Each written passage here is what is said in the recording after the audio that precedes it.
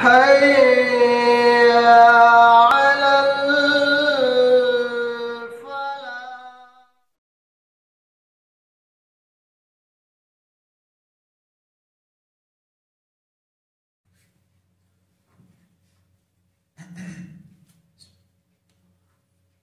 الحمد لله رب العالمين والصلاة والسلام على رسوله الكريم وعلى آله وصحبه أجمعين أما بعد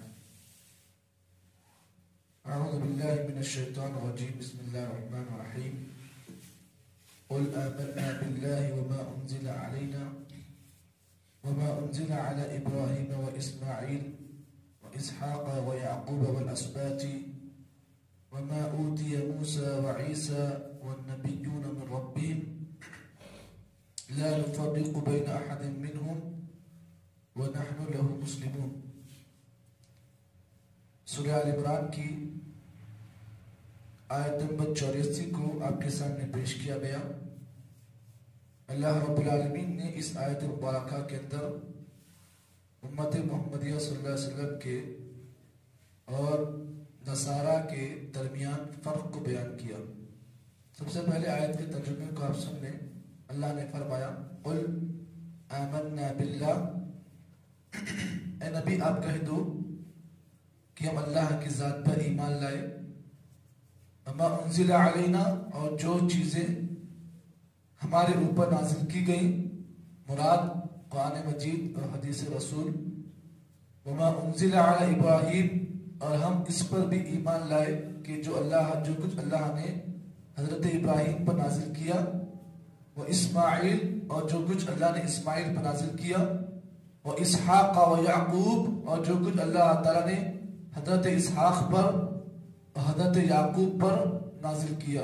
والاسباط، اسباط سے مراد یہاں پر حضرت یعقوب علیہ السلام کی اولاد اور ان کے نواسے ہیں. وما اوتی موسیٰ و عیسیٰ، اور ہم ایمان لائے ان تمام چیزوں پر جو کچھ اللہ تعالیٰ نے حضرت موسیٰ کو دیا، حضرت عیسیٰ کو دیا. والنبیون من ربہم، اور ہم ایمان لاتے ہیں ان تمام انبیاء پر جو اللہ تعالیٰ نے اللہ کی نبی سے پہلے اس روئے زمین پر نازل کیا. لا نفرق بین احد منہم، ہم ان میں سے کسی کے درمیان فرق نہیں کرتے. وَنَحْنُ لَهُ مُسْلِمُونَ، اور ہم سب اللہ تعالیٰ کے فرما بردار ہیں، اللہ کی مطیع ہیں. یہ پوری آیت کا ترجمہ آپ کے سامنے پیش کیا گیا. بہت غور سے آپ کے درس کو سماعت کریں کیونکہ بڑی اہم باتیں آج کے درس میں انشاءاللہ آپ کے سامنے پیش کی جا رہی ہیں. سب سے پہلے آیت کا آغاز ہوتا ہے قل آمنا باللہ، اے نبی آپ کہو ہم اللہ کے اوپر ایمان لاتے ہیں. اس آیت میں اللہ رب العالمین نے قل کا مطلب ہے اے نبی آپ کہو. خطاب اللہ تعالیٰ نے اللہ کے نبی سے کیا ہے. ڈائریکٹ اللہ تعالیٰ بات کر رہے ہیں نبی صلی اللہ علیہ وسلم سے، لیکن یہاں پر تمام امت شامل ہے. اللہ تعالیٰ خطاب اللہ کے نبی سے کر رہے ہیں، لیکن اس سے مراد تمام امت کے لوگ ہیں. اور یہ کون سی امت ہے؟ امت محمدیہ ہے. اس آیت کو اور گہرائی میں پیش کرنے سے پہلے ایک اور اہم بات آپ کے سامنے پیش کر دوں. اللہ رب العالمین نے ابھی آپ نے آیت کا ترجمہ میں آپ نے سنا کہ ہم اللہ پر ایمان لاتے ہیں، اور اللہ پہ ایمان لانے کے ساتھ ساتھ جو کچھ اللہ نے نبی پر نازل کیا، اور جو کچھ حضرت ابراہیم علیہ السلام پر نازل کیا گیا، جو کچھ اسماعیل علیہ السلام پر نازل کیا، جو حضرت اسحاق پر یعقوب کیا گیا، جو ان کے حضرت یعقوب کے جو اولاد پر جو کچھ نازل کیا گیا، ہم سب پر ایمان لاتے ہیں. یہاں پر اللہ نے اتنا ڈیٹیل میں بات کیوں کی؟ اللہ کا مقصد کیا ہے؟ اس بات کو آپ جان لیں کہ اللہ رب العالمین نے اس آیت میں یہ بات بیان کی کہ جس طریقے سے اللہ تعالیٰ نے یہودیوں کو اور نصارہ کو اللہ نے اس بات کا حکم دیا تھا کہ وہ اللہ کے اوپر ایمان لائے، اور ساتھ ساتھ اللہ کے نبی کے اوپر ایمان لائے، اور ساتھ ساتھ اللہ تعالیٰ نے نبی پر جو چیز نازل کی قرآن مجید اس پر ایمان لانے کا اللہ نے انہیں حکم دیا تھا. لیکن اہل کتاب نے کیا کیا؟ یہود و نصارہ نے کیا کیا؟ نہ اللہ پر ایمان لائے، نہ رسول پر ایمان لائے، نہ قرآن مجید پر ایمان لائے. جبکہ اللہ تعالیٰ نے بیان کیا دیکھو ہم نے جس نبی صلی اللہ علیہ وسلم پر ان کی جو امت بنائی، امت محمدیہ، وہ لوگ تم سے الگ ہیں.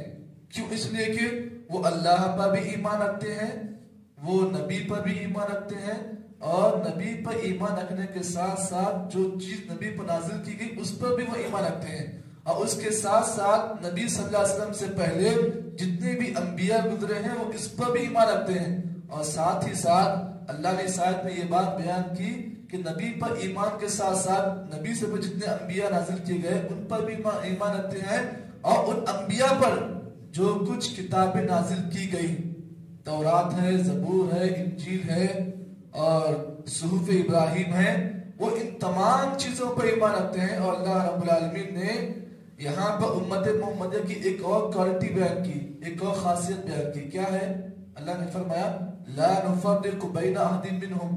یہ جو امت ہے نا، امت محمدیہ، اس کی اسپیشلٹی یہ ہے کہ وہ کسی میں فرق نہیں کرتے ہیں، ہر نبی کو اس کا مقام دیتے ہیں. تورات کو وہی مقام دیتے ہیں جو مقام ہونا چاہیے، انجیل کو وہی مقام دیتے ہیں جو اس کا مقام تھا.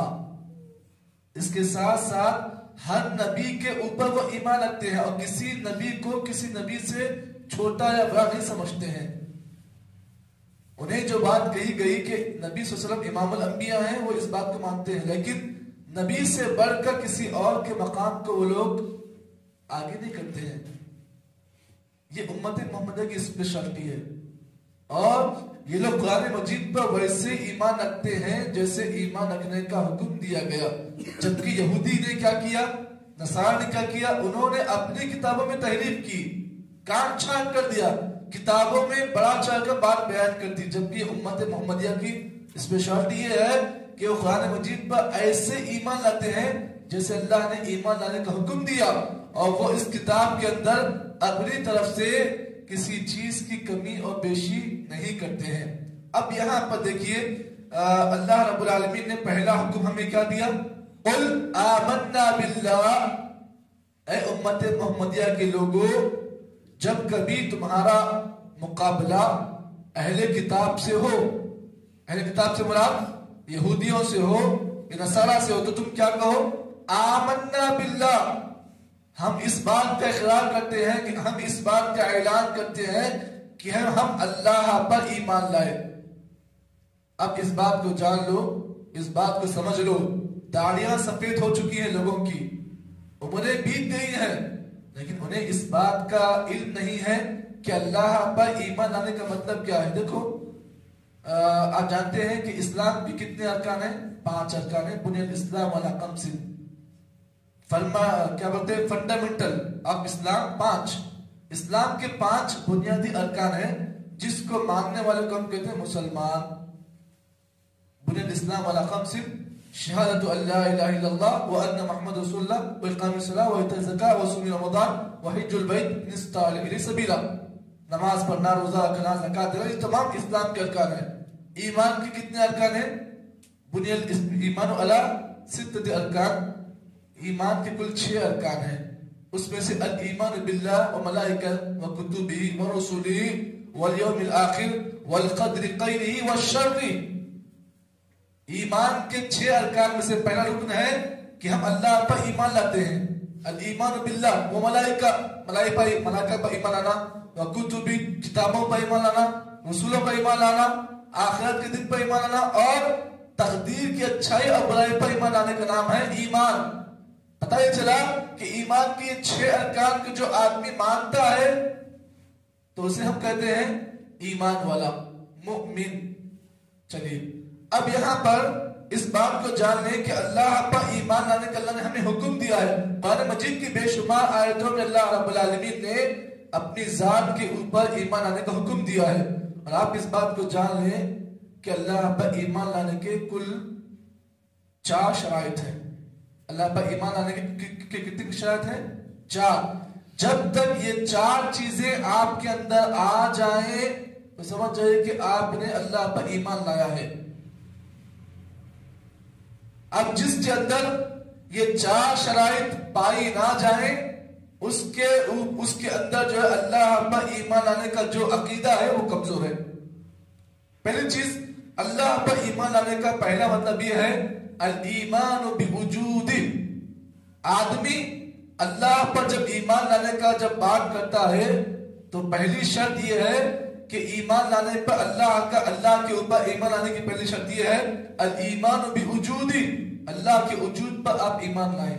اللہ موجود ہے، اللہ موجود ہے. الاستواء معلوم والکیف مجہول والسؤال عنها بدعہ. امام شافعی رحمہ اللہ سے سوال کیا گیا کہ اللہ تعالیٰ کہاں موجود ہے؟ لوگ کہتے ہیں نا اللہ موجود ہے، لوگ کا بات کہتے ہیں کہ اللہ ہر جگہ موجود ہے. اللہ ہر جگہ موجود ہے. جی ہاں، اللہ ہر جگہ موجود ہے، لیکن اللہ کا علم ہر جگہ موجود ہے. اللہ کا علم ہر جگہ موجود ہے. یہ عقیدہ ہونا چاہیے. لوگ کہتے ہیں اللہ ہر جگہ موجود ہے. جی ہاں، اللہ کے ہر جگہ موجود ہونے کا مطلب یہ ہے کہ اس کا علم ہر جگہ موجود ہے. وَلَا يَعُودُهُ حِفْظُهُمَا وَهُوَ الْعَلِيُّ الْعَظِيمُ. سورہ آیت الکرسی کی جو آیتیں ہیں اس میں یہی بات بیان کی گئی. وَلَا يُحِيطُونَ بِشَيْءٍ مِّنْ عِلْمِهِ إِلَّا بِمَا شَاءَ. اللہ کا علم تمام چیزوں کو گھیرا ہوا ہے. وہ اپنی ذات کے لحاظ سے کہاں موجود ہے؟ عرش پر ہے، لیکن اس کا علم تمام چیزوں کو گھیرا ہوا ہے. پتہ یہ چلا عقیدے کا پہلا مسئلہ یہ ہے کہ اللہ موجود ہے، لیکن اس کا علم ہر جگہ موجود ہے. وہ تو اپنے ذات کے لحاظ سے موجود ہے کہاں پر؟ عرش پر. تو اللہ پر ایمان لانے کا پہلا مطلب یہ ہے کہ آدمی اللہ کے وجود پر ایمان لائے کہ اللہ تعالیٰ موجود ہے. آپ جانتے ہیں کہ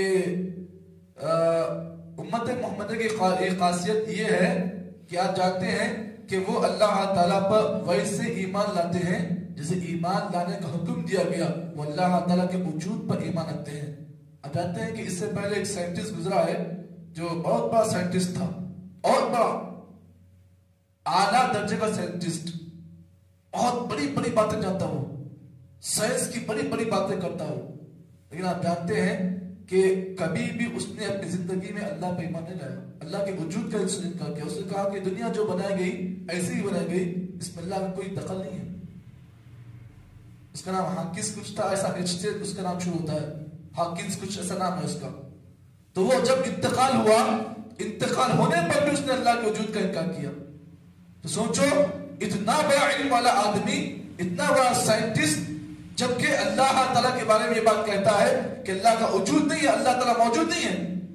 تو اللہ پر ایمان لانے کی پہلی شرط یہ ہے کہ آدمی اللہ کے وجود پر ایمان لائے کہ اللہ تعالیٰ موجود ہے. اور اللہ تعالیٰ موجود ہے اس لحاظ سے کہ اس کا علم دنیا کی تمام چیزوں پر گھیرا ہوا ہے. اور دوسری چیز اللہ پر ایمان لانے کا دوسرا مطلب یہ ہے کہ الایمان بربوبیت. آدمی اللہ کی ربوبیت پر ایمان لائے کہ اللہ تعالیٰ رب ہے، اللہ رب ہے. آپ جانتے ہیں کفار مکہ جو اللہ کے نبی صلی اللہ علیہ وسلم کے دشمن تھے، ان کفار مکہ سے جب پوچھا جاتا تو اللہ تعالیٰ نے کیا کیا بنایا، آسمان کس نے بنایا، تو بولتا اللہ بنایا. زمین کس نے بنائی، اللہ بنائی. کھانا کون ہوتا، اللہ تھا. لیکن اختلاف تھا کس میں، الوہیت میں. وہ رب کو رب مانتے تھے، اللہ کو رب مانتے تھے، لیکن ان کا اختلاف تھا کس میں، الوہیت میں، عبادت میں. رب کی بندگی نہیں کرتے. جب کیا پوچھو آسمان کس نے بنایا، کہتے اللہ تعالیٰ. وَلَئِن سَأَلْتَهُمْ مَنْ خَلَقَ السَّمَاوَاتِ وَالْأَرْضَ لَيَقُولَنَّ اللَّهُ. اے نبی آپ ان سے پوچھو، سوال کرو کہ کفار مکہ بتاؤ آسمان کس نے بنایا، کہیں گے اللہ تعالیٰ. زمین کس نے بنایا، کہیں گے اللہ تعالیٰ. لیکن اختلاف تھا عبادت میں. اچھا ہمارا مسئلہ کیا ہے، ہم اللہ تعالیٰ کو رب مانتے ہیں، لیکن رب جیسا ماننا ہے ویسا نہیں مانتے ہیں. تو رب پر ایمان لانے کا دوسرا مطلب یہ ہے کہ آدمی اللہ تعالیٰ کو اپنا رب سمجھے. اللہ کا رب ہونے کا مطلب یہ ہے کہ پیدا کرنے والا، کھلانے والا، مارنے والا، زندہ رکھنے والا، اولاد دینے والا، پرورش کرنے والا کون ہے، اللہ رب العالمین. آج دیکھو ہمارا عقیدہ اتنا کمزور ہو چکا ہے، مال دینے والا کون بولتے ہیں. جبکہ اللہ پر ایمان لانے کا یہ مطلب ہے کہ آدمی اللہ تعالیٰ کے رب ہونے پر ایمان لائے. اور تیسری چیز اللہ پر ایمان لانے کا تیسرا مطلب یہ ہے کہ آدمی اللہ کی الوہیت پر ایمان لائے. الوہیت کا مطلب یہ ہے کہ عبادت کے لائق صرف اللہ کو سمجھے، بندگی کے لائق صرف اللہ کو سمجھے. عبادت کی جتنی شکلیں ہیں، آپ جانتے ہیں عبادت کی، اللہ تعالیٰ کی عبادت کی 3 شکلیں ہیں۔ پہلی چیز عبادت کی پہلی شکل یہ ہے کہ آدمی اللہ پہ ایمان لائے اور ساتھ ہی ساتھ خوف اپنے دل میں اللہ کا رکھے۔ خوف، ڈر، یہ اللہ کے سے خاص ہے۔ آپ اگر اپنے دل میں اللہ کے علاوہ کسی اور کا ڈر رکھتے ہیں تو اس کا مطلب یہ ہے کہ آپ اللہ تعالیٰ کی عبادت میں کچھ کمی کر رہے ہیں۔ آپ کے اندر ڈر اللہ کو ہونا چاہیے۔ اور تیسری چیز انابت، توکل اللہ کی ذات پر آپ کے مضبوط ہونا چاہیے کہ اللہ رب العالمین مجھے روزی دینے والا ہے، وہ کیسے بھی دے گا۔ جس طریقے سے ایک چڑیا صبح سویرے اپنے گھونسلے سے نکلتی ہے، شام میں بھر پیٹ واپس آتی ہے، ایسا آپ کا توقع ہونا چاہیے اللہ کی ذات پر، تب جا کر اللہ کے اوپر آپ کا ایمان مضبوط ہے۔ تو پتہ یہ چلا خوف اور ایمان اور توکل، یہ 3 اللہ تعالیٰ کے اوپر عبادت، یہ توحید الوہیت کی 3 شرطیں ہیں، خوف، رجا اور عبادت، یہ 3 چیزیں۔ اور اللہ پر ایمان آنے کا چوتھا مطلب یہ ہے کہ آدمی اللہ کے اسماء و صفات پر ایمان لائے۔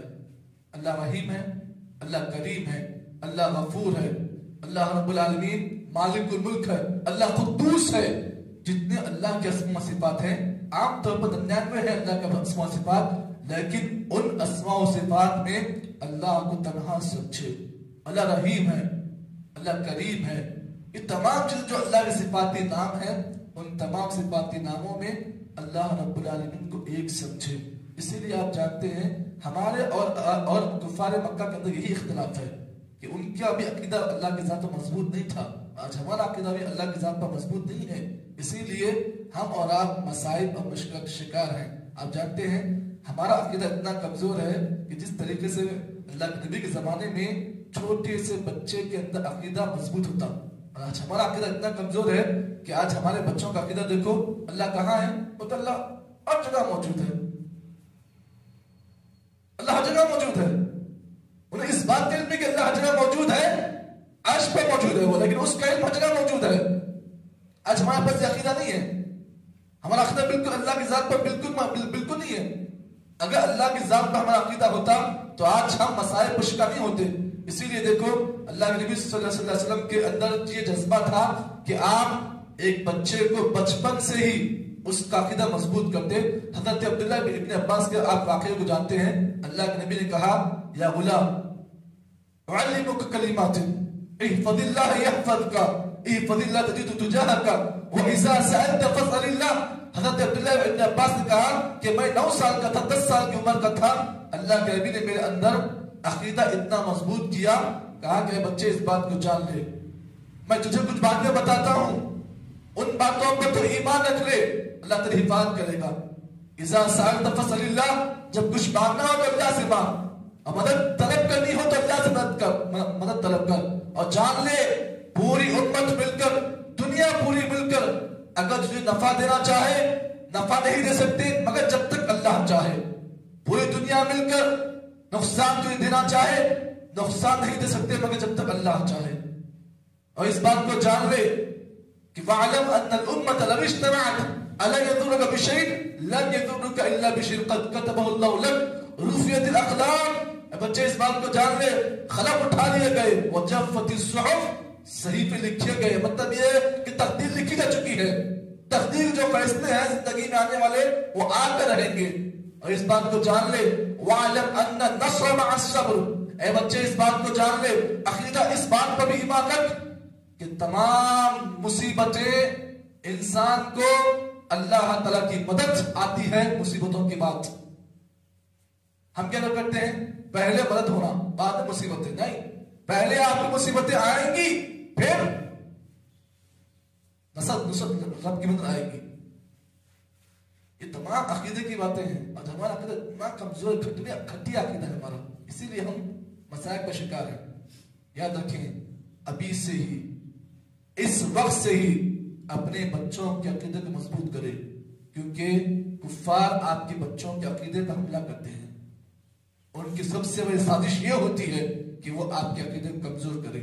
تو اللہ رب العالمین نے قرآن مجید کی سورہ آل عمران کی اس آیت میں اللہ نے فرمایا قُلْ آمَنَّا بِاللَّهِ، اللہ پر ایمان لاؤ۔ تو اللہ پر ایمان لانے کا مطلب یہ ہے یہ 3 چیزیں جو ہیں، ایک تو اللہ کی ذات پر اللہ کے وجود پر اور اللہ کے ربوبیت پر، اور چوتھی چیز اللہ کے اسماء و صفات پر۔ ایمان کا مطلب یہ ہے کہ ایمان باللہ، ایمان باللہ میں یہ چار چیزیں شامل ہیں۔ آگے کی اور باتیں ہیں، وما انزل علینا وغیرہ کی تفسیر بہت لمبی ہے۔ یہ آیت کریمہ پوری اس سورہ کی جان ہے، سورہ آل عمران کی پوری جان اس آیت میں ہے۔ تو میں نے آج آپ کے سامنے صرف اللہ پر ایمان کیسا رہنا چاہیے اس کے بارے میں آپ کو ڈیٹیل بیان کی ہیں۔ اللہ رب العالمین سے دعا ہے کہ جتنی باتیں بتائی گئی ہیں اللہ تعالیٰ تمام کو ان باتوں کے مطابق عمل کو توفیق عطا فرمائے۔ سبحان اللہ بحمدہ، سبحانک اللہم بحمدک، نشہد ان لا الہ الا انت، نستغفرک ونتوب الیک۔